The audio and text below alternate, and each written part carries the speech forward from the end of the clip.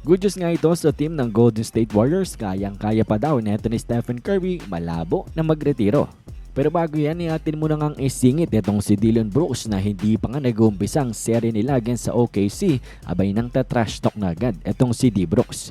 Ito pakinggan natin ang kanya namang naging interview. A great defender, and sometimes the fouls can follow you because of it. How do you have to balance that aggressiveness and discipline against a team like Oklahoma City?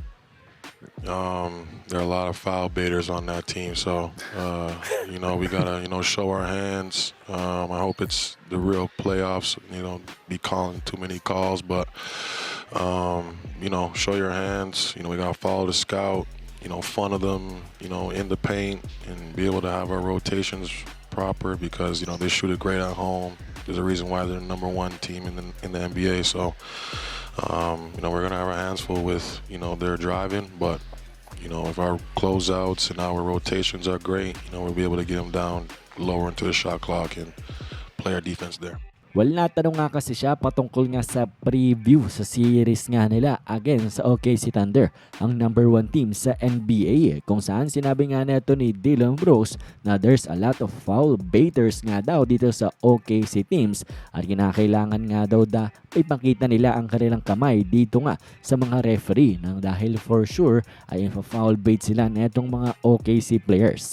And well, I think alam niyo naman na kung sino nga ang main na pinatutungkulan nga niyan neto nga ni Dillon Brooks. Sabi niya, he hopes nga daw na magkaroon talaga sila ng real playoff series. Kumbaga yung iaalaw ang physicality ng mga referee between the players nang dahil ganoon naman talaga pagdating nga sa playoffs. Parang hinahayaan nga mga players na mas maging physical at hindi na maninipis ang mga tawag. At yan ang gustong mangyari neto ni Dillon Brooks sa upcoming series nga nila against sa OKC Thunder na kanyang sinabi na maraming foul baiters.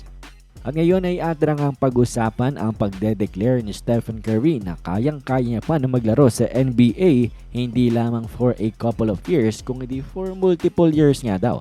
Well, pakinggan natin itong sinabi ni Steph sa post-game interview. Simple as anything. You still see multiple years and beyond left in your career? Multiple, for sure. There's more than one. That is more than one. Perfect. Would you Well, malinaw naman na naninggaling dito kay Stephen Curry na kayang-kaya pang maglaro for multiple years in the NBA. Yan ang kanyang pagdedeklara. Good news nga yan sa Golden State nang dahil ang kanilang franchise player is nowhere near retiring or retirement. Kahit na nga ang age ni Stephen Curry na 38 years old ay parang retirement age na sa mga NBA player.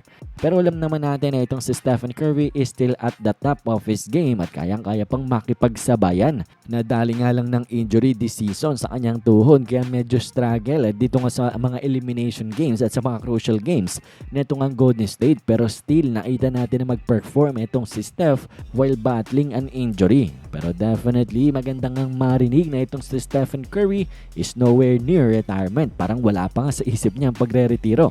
At mukhang medyo mahabang panahon pa na mapapanood natin itong si Steph playing in the NBA. Anyways, kayo ba na bang masasabi nyo dito? Anong inyong opinion? Komento nyo lamang yan sa ating comment section.